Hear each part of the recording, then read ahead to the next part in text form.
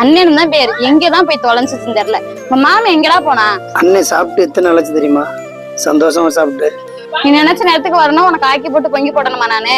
கடங்காரம் பூரா சுத்தி வளைச்சிட்டான். கடன் என்னை கழுத்தை நெருக்கி செத்தெல்லாம் போல இருக்குமா எனக்கு. உன்னை எவன் கடன் வாங்க சொன்னது? நீ ஊருக்குள்ள கடன் வாங்கி சுத்துவ, நான் ஆளா உனக்கு? நான் எதுக்குமா வாங்கினேன்? உன்னோட கல்யாணத்துக்கு தானமா நான் வாங்கினேன். நான் என்னமா செய்யுது? அது உன் கடமை, நீ பண்ணிதான் வைக்கணும். அதுக்காண்டி நீ என்கிட்ட வந்து கேட்டியா? அந்த ஆளுக்கு தெரிஞ்சா என்னை சாவடிப்பான். ஒத்த ரூபாய்க்கா இருந்தாலும் என்கிட்ட டெய்லி கணக்கு கேட்கறான். நீ வந்து கொடுத்தியா?